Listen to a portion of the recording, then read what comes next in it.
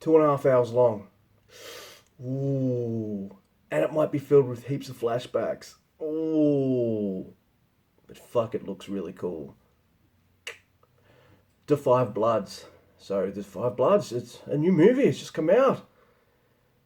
Featuring a whole bunch of character actors that I've seen in plenty of other things. So, I'm very thrilled to see them here with a chance to shine. Delroy Lindo, Clark Peters. Oh man, I've seen Clark Peters in so much stuff. Isaiah Whitlock Jr. I've seen in a few things as well, especially The Wire.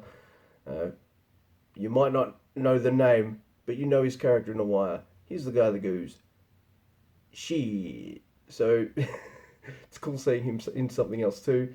Directed by Spike Lee. So yes, it's a Spike Lee joint, and it's a simple story, but it focuses mainly on the characters. So what it's about is a group of Vietnam vets go back to Vietnam many years after the war, and it's about their feelings and how they react to being back in that environment, and how things have changed and how they've changed in the interim time. But the story here is they're there to reclaim or find and reclaim the body of one of their dead comrades, and also dig up some gold, which they can hopefully palm off and make themselves some fucking money. It's not as flashback heavy as I thought it would be. In fact, they're very short, they're very important, and they're not really flashbacks. Usually flashbacks will have everyone in their younger days, get completely different actors and shit. These are more like remembrances than flashbacks, which I really appreciated. So you've got Chadwick Boseman, who is the soldier whose body they're there to reclaim. He's their commander. He's giving them orders and all this kind of shit. And the other actors aren't younger versions, but themselves. So you got Delroy Lindo there, Isaiah Washington, Clark Peters, etc. There, and it's put them today putting themselves in those shoes back then and kind of remembering things. And it was a different way of doing flashbacks. They were very seldomly used, and I really did appreciate that because Luke, you don't like flashback heavy movies. You don't. So I did appreciate that, and there's also some really little interesting details that this movie puts in that I haven't noticed in others before. So, they're going through the jungle in one of these flashbacks, and they're staying put, and they can hear voices coming towards them. They can't understand what these people are saying because they're Vietnamese, they're the enemy, and something happens that was really cool. When you hear what the Vietnamese people are saying, there's a translation at the bottom of the screen. And it's one of the soldiers telling the other soldier a poem that either he wrote or his missus wrote him or something like that. And just that little detail, like, it humanizes everyone, this movie, in such a wonderful way. And that was a nice little detail I don't see often, so I did appreciate that. Also, Paul Walter Hauser is in this. I remember saying when I reviewed Richard Jewell that he did such a great job that I'd like to see him come back for more movies. And he does. I didn't recognize him at first.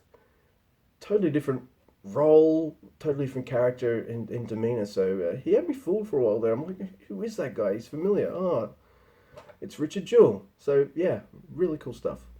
Now you're going to go on a journey in this movie, a really emotional one. So strap in and be prepared for that. Also, be patient.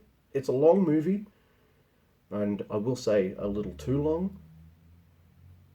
But if you're invested in the characters, you're not going to mind the added length. So I did get invested in characters right from the start. I really wanted to follow them along as they went on this journey. Some of the things I could predict here or there, but that was never important to me. What was important to me was how the characters reacted to things. And the standout in this movie is Delroy Lindo. He's an actor I've seen in many things. I can't really name him off the top of my head. He's just so many wild and numerous roles. but he's never really a leading man. And he is in this one. He takes front and center for most of this movie. There's a lot of stuff between his guilt from the Vietnam War, his post-traumatic stress from all that, the bad dreams, the nightmares, the troubled relationship he has with his son, who joins them on this kind of quest that they have. His acting is just incredible, and there's this one part, I won't give you the context or anything like that, but he's giving a monologue, looking right at the camera. It's fucking mesmerizing. This movie had me in tears, which is a sure sign that it did its job, and it did its job well. It got that kind of emotional response from me and my wife. It's a fucking good movie. I'd say the only bad thing about it, for me, is the length. Now, I know I've just gone on a bit of a gush fest here, and I didn't mention the time earlier, but it is a little long. It's 2.5 hours, maybe trim about 15-20 minutes out of it. Got a much tighter film, and maybe a bit more punch to it. But as it stands, like that's a nitpick for me. And I know I nitpick movies all the time. Here I am doing movie reviews. It's a little long. And if you don't get invested in characters early, you're going to feel that. But if you did get invested in the characters early, like I did, especially because Delroy Lindo's fantastic, Clark Peters, fantastic as always, Isaiah Willock Jr.'s great, everyone, fantastic. You really get behind them, you want to see where the story's going. You don't mind if you can guess it. I didn't mind that I could guess a couple of things that were going to happen, because they didn't always happen the way I thought. Just, managed to be a little different. Did appreciate that. But yeah, just be aware of the time. And if you're not a fan of long movies, I'd still say, pour yourself a nice glass of wine, chill out, just let it wash over you. Give it about half an hour. If you're not into it by then, stop it. But I think you will. It's a really good movie. And it's a really good Netflix movie. I've reviewed a few of those. The only good one on there, that's a Netflix original, that I've seen so far, is the Coen Brothers movie, The Ballad of Buster Scruggs, whatever. That's a great movie. I fucking loved it.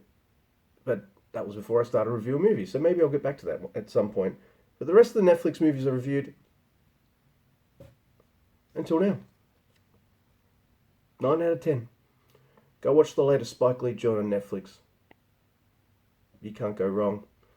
Just beware of the time if that's an issue for you. Otherwise, enjoy. Let me know what you think too. Give me a like, dislike, share and subscribe. All that shit. And I'll catch you next time. Fuck it, I'm running out of bloody wall space. I can't put it down the bottom. It's too fucking good. There we go.